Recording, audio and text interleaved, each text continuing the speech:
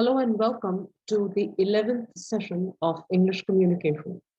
This will be the last session for communication skills. Today, we'll be taking a look at several different skills, beginning, of course, with soft skills for leadership. Most of us have a good idea of our capabilities, strengths, and weaknesses, or we think we do. But when it comes to soft skills, do we know what ours are? And most importantly, are we using them effectively? The Collins English Dictionary defines soft skills as desirable qualities for certain forms of employment that do not depend on acquired knowledge. They include common sense, the ability to deal with people, and a positive, flexible attitude. Soft skills are important for good leaders in any type of job and industry. Unlike the more technical skills, also known as hard skills, soft skills don't require any formal training.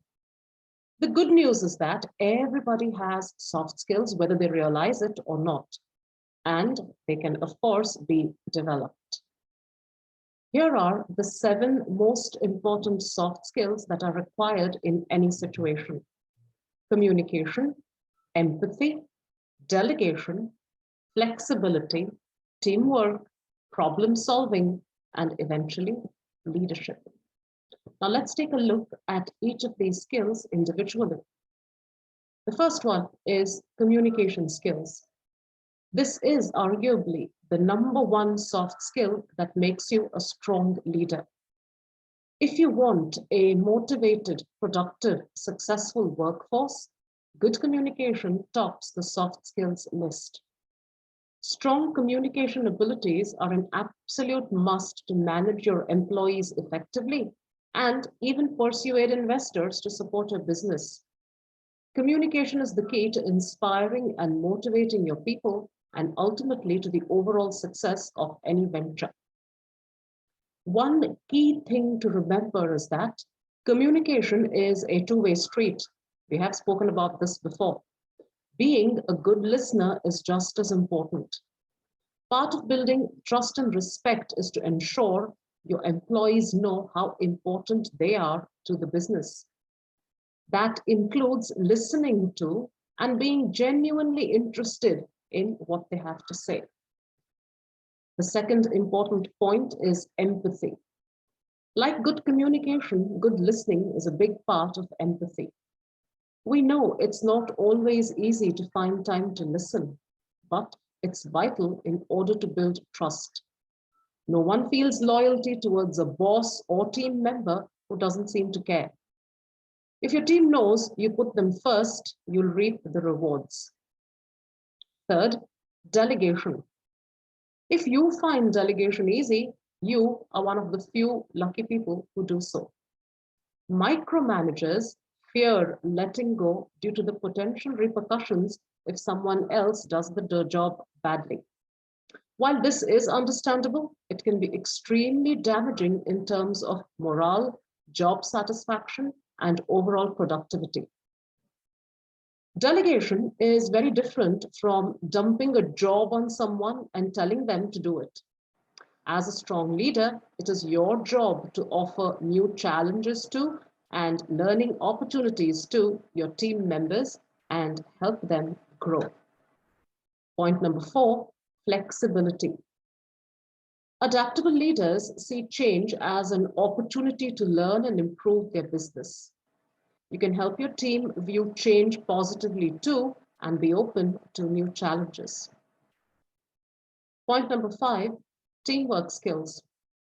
Studies show that teamwork can be a powerful motivator. A key leadership talent is to know how to put together a good team. As a leader, you'll know that teamwork involves a range of soft skills. Working towards a common goal means being able to cooperate and reach a consensus with others. You'll need to ensure your team knows how to negotiate and appreciate different points of view.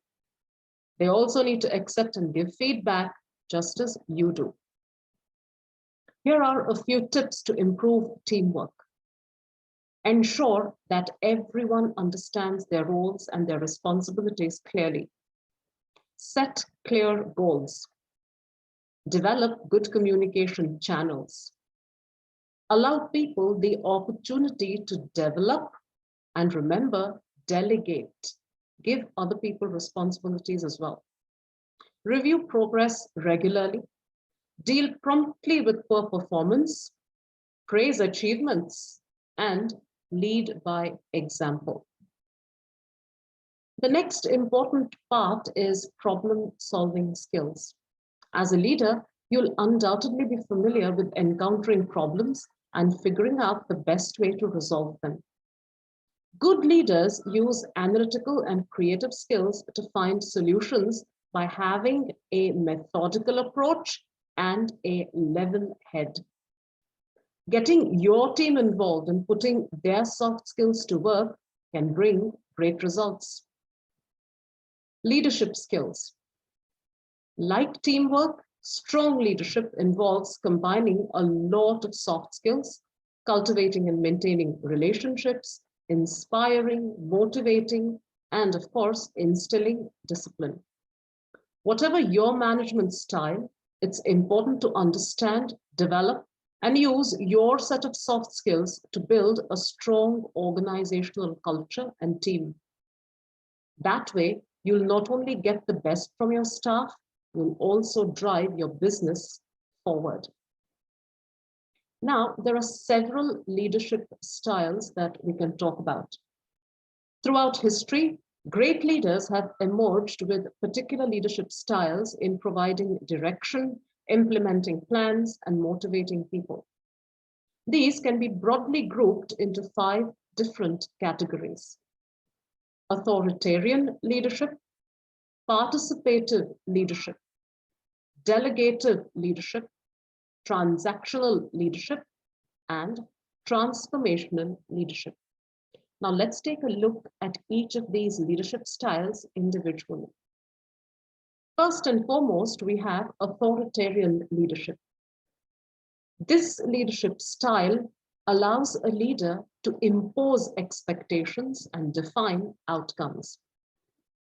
A one-person show, as the title suggests, can turn out to be successful in situations when a leader is the most knowledgeable member in the team. Although this is an efficient strategy in time-constrained situations, creativity will be sacrificed since input from the team is limited. The authoritarian leadership style is also used when team members need clear guidelines. Now, each style will have its advantages and disadvantages. Here are the advantages and disadvantages of the authoritarian style of leadership. Now, what are the advantages? Time spent on making crucial decisions can be reduced. Chain of command can be clearly emphasized. Mistakes in the implementation of plans can be reduced. And finally, using an authoritarian leadership style will create consistent results. The disadvantages are also there. A very strict leadership style can sometimes lead to employee rebellion.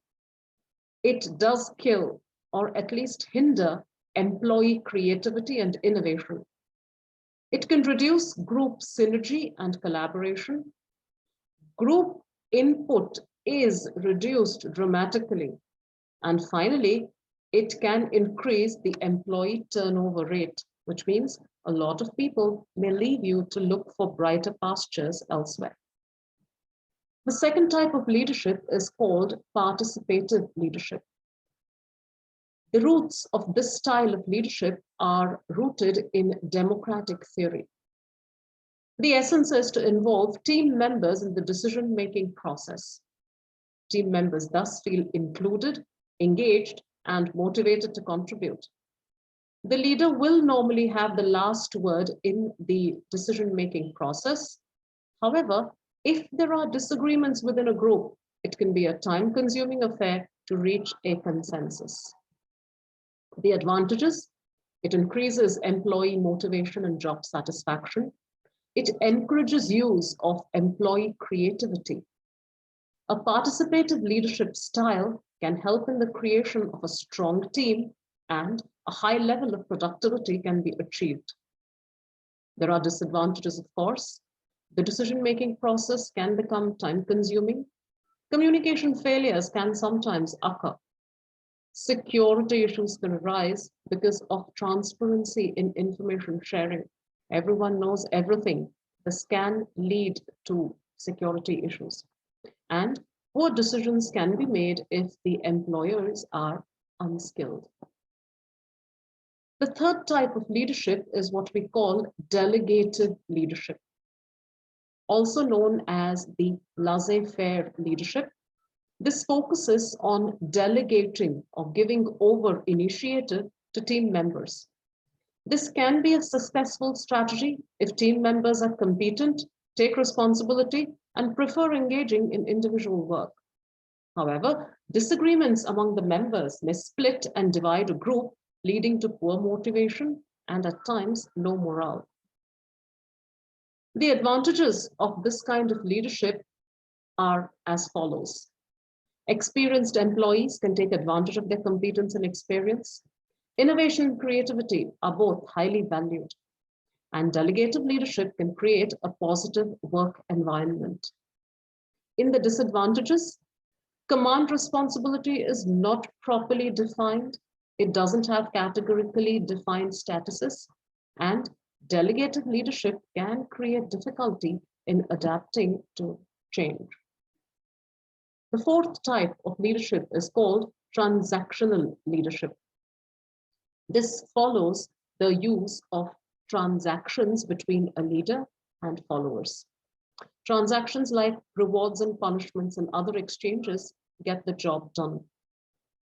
The leader sets very clear goals, and the team members know how they'll be rewarded for their compliance.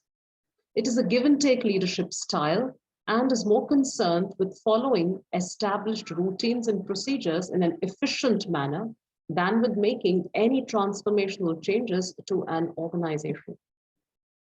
Here are the advantages. Leaders create specific, measurable, and time-bound goals that are achievable for employees. Employee motivation and productivity is increased. Transactional leadership eliminates or minimizes confusion in the chain of command. It creates a system that is easy to implement for leaders and easy to follow for employees. And finally, employees can choose their own reward systems. The disadvantages, although very few, are present. Innovation and creativity may be minimized. Empathy is not valued because it's each person for himself or herself. And finally, this type of leadership can create more followers than leaders among the employees. The next and last type of leadership is called transformational leadership. Here, the leader inspires his or her followers with a vision and then encourages and empowers them to achieve it. The leader also serves as a role model for the vision. The advantages are as follows. It leads to a lower employee turnover rate. Transformational leadership places high value on corporate vision and thus results in high morale among employees. It uses motivation and inspiration to gain the support of employees. And since it is not a coercive approach, it places high value on relationships. There are disadvantages as well. Leaders can mislead the employees, not deliberately, but by mistake. Consistent motivation and constant feedback may be required. Tasks cannot be pushed through without the agreement of employees. And finally, this type of leadership can sometimes lead to the deviation of protocols and regulations. Now, along with leadership skills, the next important thing that we need to take a look at is what we call the decision-making process. In any job or wherever you're employed, decision-making is an important process. It is a step-by-step process that allows professionals to solve problems or issues. They do this by following a procedure in which they solve problems by weighing evidence, examining alternatives, and choosing a further path from there. This defined process also provides an opportunity at the end to review whether the decision was a right one or not. Now, though there are slight variations in the decision-making framework, the 7-step process is the most common one. These, of course, are the 7 steps that we will notify and then talk about in slightly greater detail. So here it goes. Step number 1, identify the decision. Step number 2, gather relevant information. Step number 3, identify the alternatives. Step number 4, weigh the evidence. Step number 5, choose among the alternatives available. Step number 6 is take action. And finally, step number 7 asks you to review your decision. Now let's take a look in slightly more detail. Step number 1, identify the decision. To make a decision, you must first identify the problem you need to solve or the question you need to answer. Clearly define your decision. If you misidentify the problem to solve, or if the problem you've chosen is too broad, you'll mess up the entire process. If you need to achieve a specific goal from your decision, make it measurable and timely so that you know for certain that you met the goal at the end of the process. Step number 2, gather relevant information. Once you've identified your decision, it's time to gather the information that is relevant to your choices. Do an internal assessment, seeing where your organization has succeeded or failed in areas related to your decision. Also, seek information from external sources. This could include studies, market research, and in some cases, evaluation from consultants. Beware, you can easily become bogged down by too much information. Facts and statistics that seem applicable to your situation might complicate the process, and so you need to weed out only the information that is relevant to you. Once this is done, step number 3 involves identifying your alternatives. With relevant information now at your fingertips, identify possible solutions to your problem. There is usually more than one option to consider when trying to meet a goal. Or for example, if your company is trying to gain more engagement on, say, social media, your alternatives could include paid social advertisements, a change in your organic social media strategy, or even a combination of the two. Choose what works best for you in the given situation. Step 4, weigh the evidence. Once you have identified multiple alternatives, figure out which is the best option for you.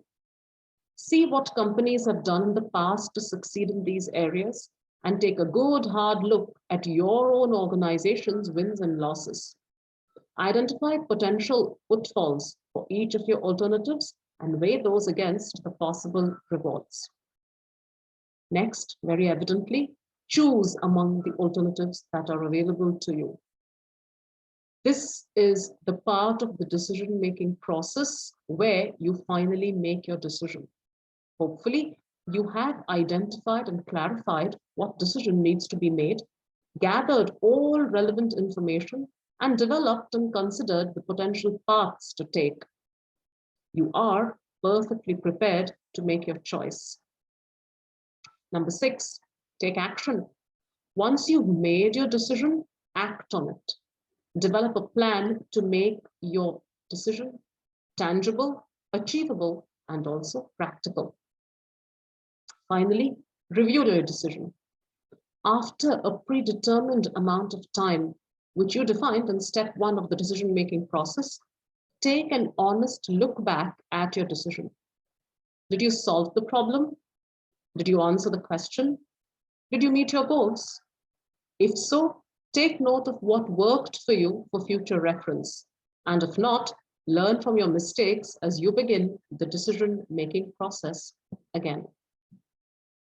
Now, a large part of any decision-making process also involves what we call problem solving. This is seen as a key skill for professionals. It is invaluable to protect your future career, whether in the public or private sector of your personal life. And here are 5 key skills that are required for you to be a good problem solver. First, analytical ability. Knowing how to gather data, articulate, analyze and visualize information, solve complex problems, and make decisions. All of this is a part of analytical ability. Second, lateral thinking.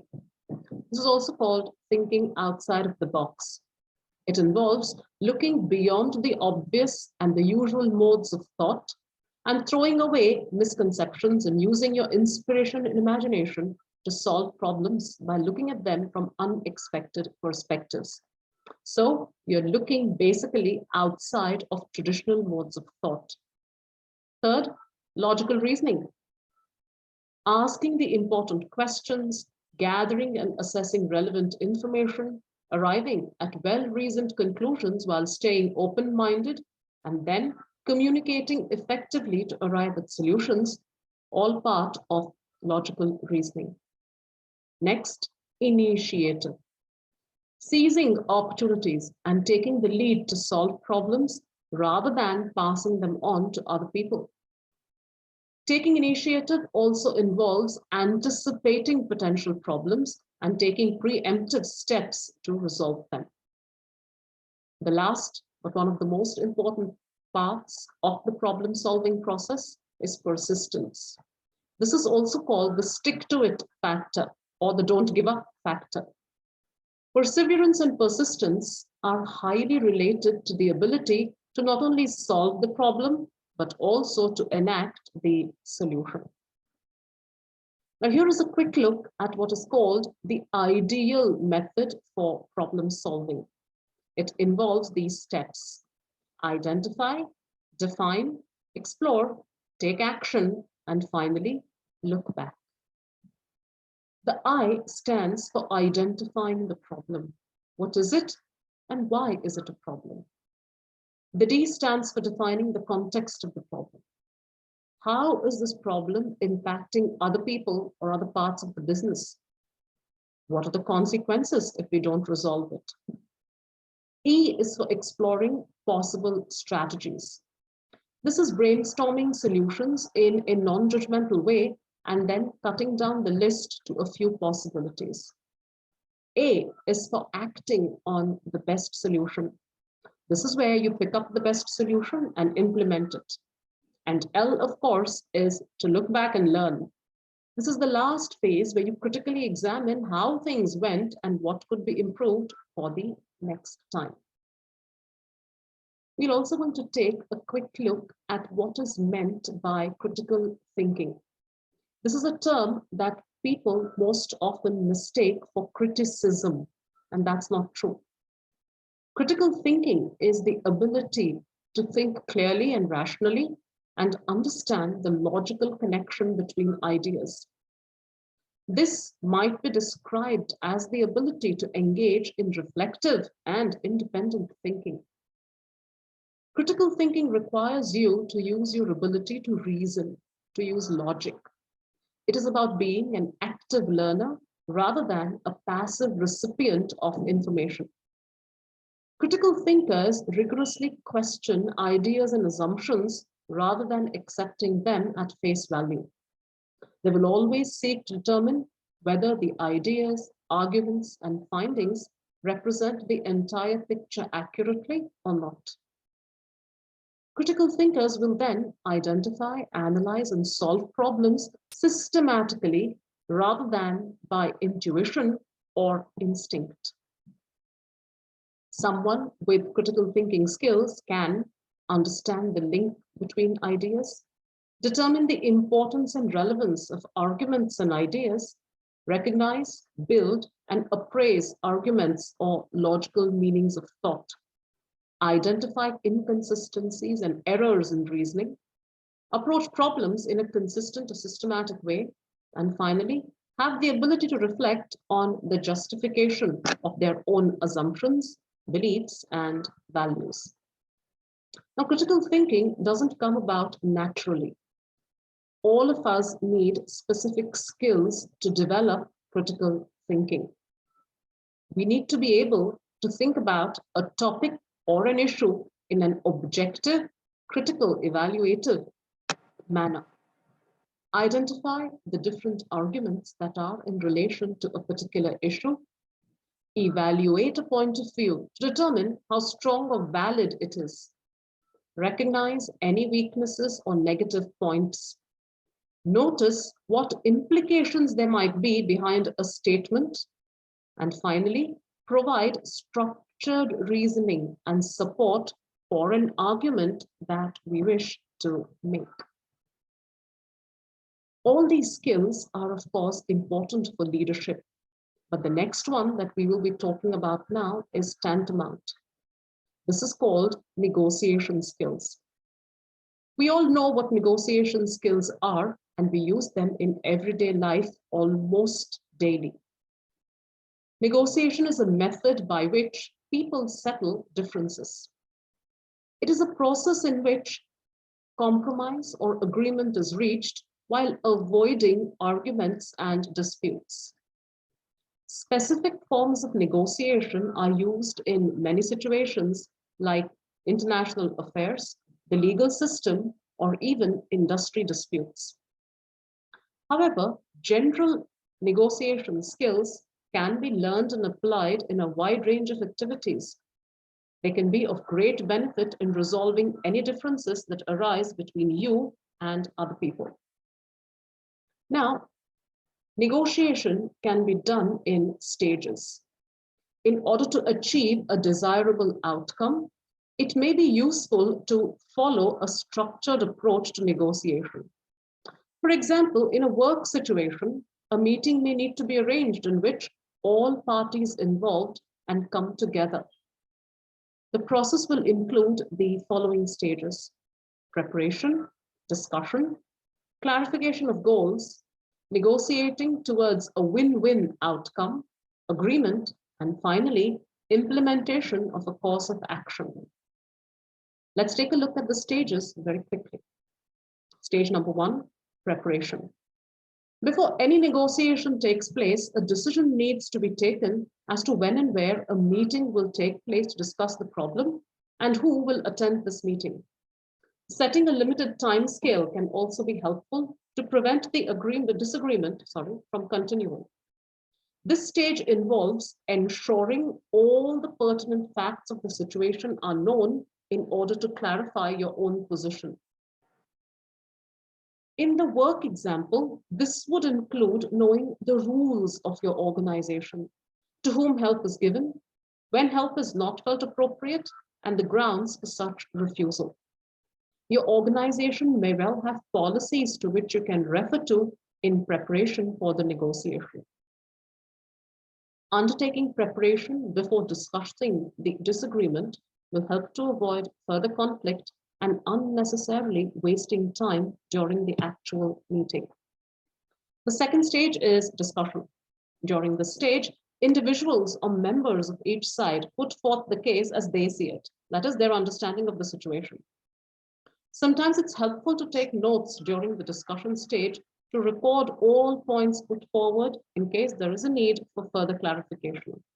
It is extremely important to listen. When disagreements take place, it is easy to make the mistake of saying too much and listening too little. Each side should have an equal opportunity to present their case. Stage three, clarifying goals. From the discussion, the goals, interests, and viewpoints of both sides of the disagreement need to be clarified. It is helpful to list these factors in order of priority.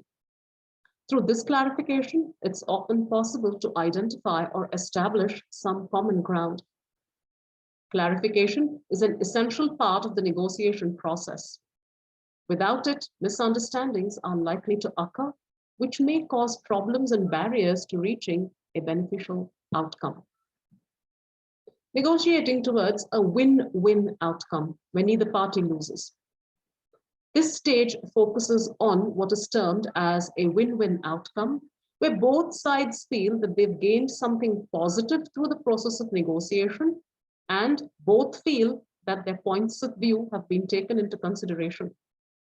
A win-win outcome is usually the best result that you can aim for. Although this may not always be possible, it should be the ultimate goal. Suggestions of alternative strategies and compromises need to be considered at this point as well. Compromises are often positive alternatives which can achieve greater benefit for all those concerned compared to holding on to their original positions. Point number 5, stage 5, agreement. Agreement can be achieved once an understanding of the viewpoints and interests of both the sides have been considered. It is essential for everybody involved to keep an open mind in order to achieve an acceptable solution. Any agreement needs to be made perfectly clear so that both sides know what has been decided. And finally, implementing a course of action. From the agreement, a course of action has to be implemented to carry through with the decision. With this, we come to the end of the decision-making process, as well as a short course on developing your English communication. Thank you very much. I hope this has been a beneficial process.